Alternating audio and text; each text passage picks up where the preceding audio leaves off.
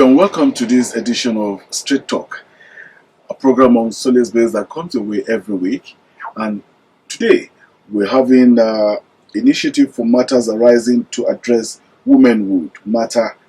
And the program officer of the organization, Amina Isma'il, is together with us. Good evening. Good evening, sir.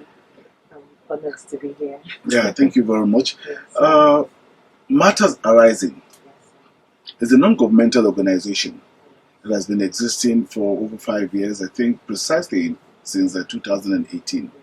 What are you really into? Thank you. So yes, thank you once again for having me. I'm so happy to be here on behalf of Mata and the owner and the convener of the conference, Ms. Yasmin Obadaki. So yes, so Mata basically it's just about providing a safe space for women. You know, women have gone through different stages, and you know, the time when I remember, you know, it was just the likes of Fumi and Kuti who had done those very big things. That is the first woman to drive yes, a car in a Nigeria. car in Nigeria, and so gradually we started seeing other women stand up for our girls to be raised differently. But we found that no matter the stage we are at, we know that there's still a lot of work to be done.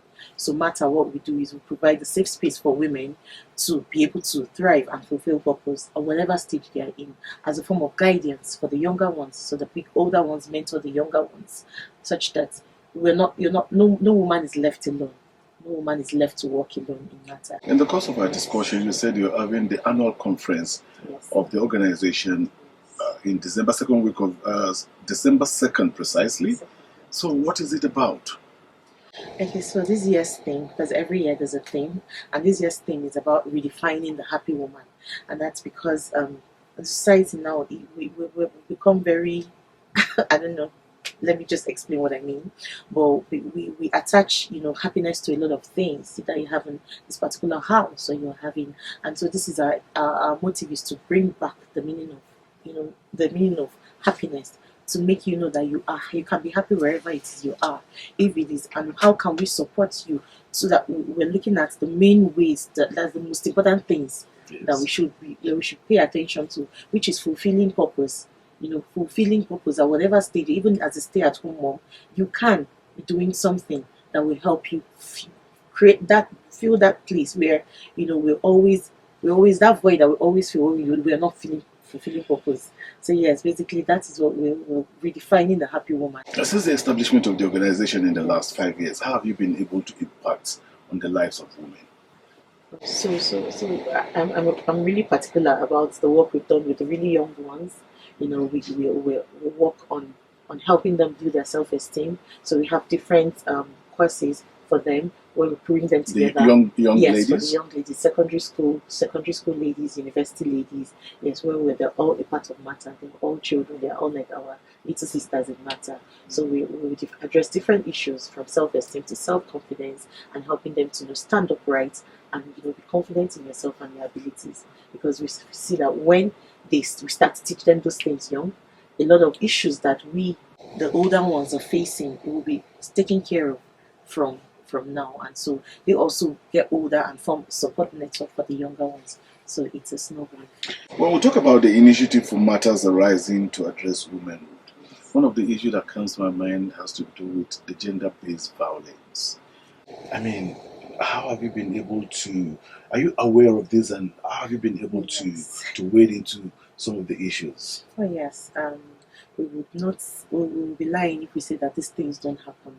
And yes, we've had members come to us with these issues, some of these issues, and that is why Matter isn't just.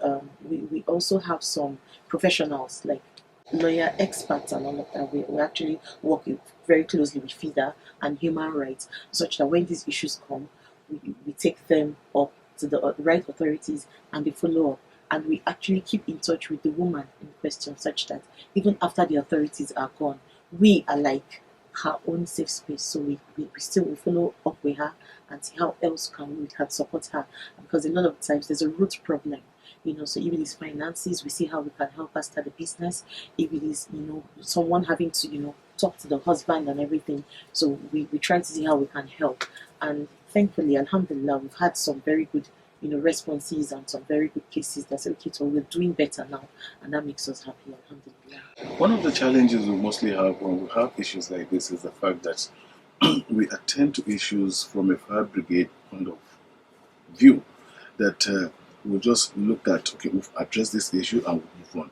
Is there a way that you people do a follow-up when you have cases like that, so that at least the traumatic aspects that the woman will be attended to, and some other aspect of it that can't even be explained to the open? I mean, Yes, you're a woman. Yes, Yes. I totally understand what you say, and that's why in Matter we make sure we have a lot of professionals that we work with. A lot of professionals are members of Matter. So we have psychologists in our midst. We have gynecologists in our midst. We have people who will help us address to these issues of these women at their vulnerable states, such that even because a lot of them can't even afford these services, so we're trying to do the best we can to see how we can take care of them, such that even when they go, we keep up with them. And that's why I say sometimes it starts from the whole even finances. We try to see how we can set up something, no matter how small. So yes, and this comes from the goodwill of those who. So you do follow up. Yes, we do follow. We do follow because there's a lot of. We also have quite a number of sponsors. I would love more. Yeah, so we have quite some sponsors, and because with this we can help the vulnerable women in need and those who need our help. Since it's an organization, it's a voluntary organization, a non-governmental organization, what are the challenges?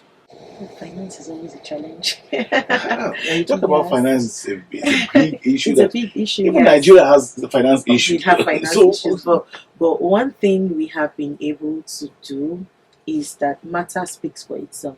Matter's work speaks for itself, and so we've had companies come and say, okay, this is your conference. Can we organize a cooking competition? So the last time was Ajinomoto that came, and they organized cooking competitions, and people went with what's it called, with gifts, fridge, and so many things, coolers, all on them. So we see people seeing the importance of the things that we do, and they're actually coming up to say, well done, and this is our contribution to it. And we would love for more people to stand up and do all of these things, because a lot of women are suffering in silence. They do not know, like I would say, even when I came to Kano, I did not have any family here, but being in Matter, it's kind of like my family, and if I have an issue, I know where to go and I know who I will be directed to, because she alone cannot have all the solutions, but she knows who she can bring in to help you. So it's an amazing experience. We are in an environment where in northern Nigeria, an environment whereby we have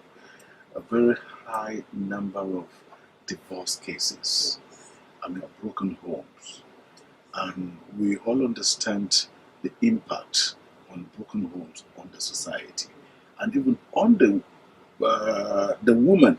Let's take the woman folk. How do you deal with the issue of divorce and divorcees? So, yes, thank you for that question.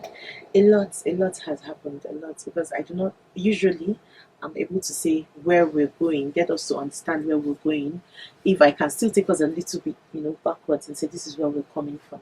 So our culture has just made it. We've had to deal with a lot of things, and yes, that is what has brought about this very high divorce rates everywhere that we see. And really, that is one of the main aims of this conference, to say, okay, what can we do to ensure that we're keeping our homes? Because these are two imperfect people coming together. Yes. Can we start to see how we can do some form of premarital counseling?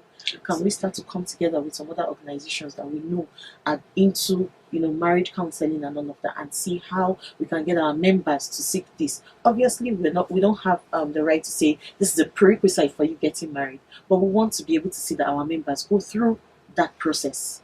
So yes, works are it's in the works to see how, and also the counselor is a work in progress. Yes, and also the counselors in our midst, we try to see, and that is why when we bring young girls together, we say, because Matter is all about preventing, so we go to the roots to see how we can. You just talked about something that so much interests me, talking about premarital counseling. Yes.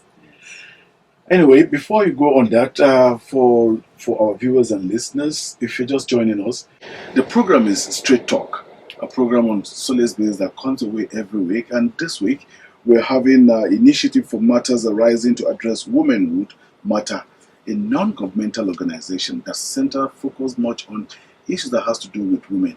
And we have in the studio with us Hajia Amina Isma'il, who has been dissecting most of the challenges that bedevils women. So you're talking about the idea of premarital counseling. How important is premarital counseling? Premarital counseling will save us from a whole lot. Okay. Yes, because just like you mentioned a while ago, we have homes that have been broken, so many, and not only, like you said, as a woman affected, there are even children who are left to bear the brunt of all of this. And so we've seen a need for young ladies and even the men with time, but for young ladies to stand up and say, you need to go through some form of counseling. You need to know who you are before you even go into that marriage. Then when you know who you are, it's easier for you to even know who it is you're getting married to. But a lot of times we women, we just, okay, he loves me and that is enough for us. But we do not even know. And then our expectations are as tall as the Eiffel Tower. And so, that is where the issues come in. So, but when we start to know, because like I said, at Matter, we always go down to the roots. Who are you as a person? And why do you even want this marriage?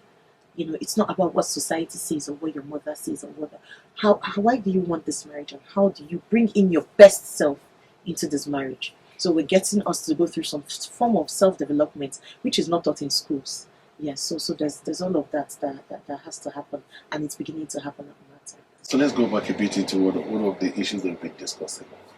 Your annual conference. Yes. So this is the 5th year. Thankfully, we will be doing this for the very 5th time, and we're proud to say that it is going to be, because it's not just for women. We have a lot of men too, and even our panelists, we have a lot of men too. So because we want to understand the perspectives of the men. So we're going to be talking about that career woman who the man thinks, okay, because your boss, I don't know if I should listen to you. And it's going to be a very interesting conversation. But from there, we're going to understand, how can you even lead as a woman, how can you, because women are influencers, but your ability to influence, yes, women are influencers, and that is why we are the ones, you see our kids, is what we do with the kids. Yeah, exactly. You see. And so it is, how do we bring that into even our office spaces, where such that it doesn't have to be so I don't know, we don't have to clash. You're able to lead, but lead from a place of humility and understanding. The home front and even your career together. And so it's going to be, and then we'll be addressing even that woman who is under pressure because she's a widow. She's a widow.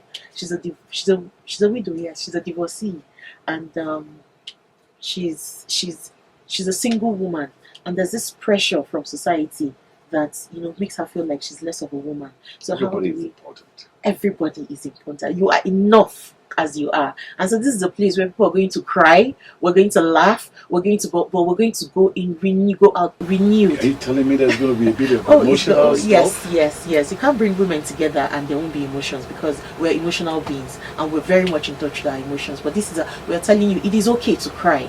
And when you cry in a safe space, and then you stand up and move, because we can't sit crying. We have the world on our shoulders. Trust me, the world will be better when we imbibe all of these things that Matter is trying to bring to our forefront, because we've not paid attention to these things. We've just paid attention to those traditional roles, and which is very okay. We cannot take that from the woman.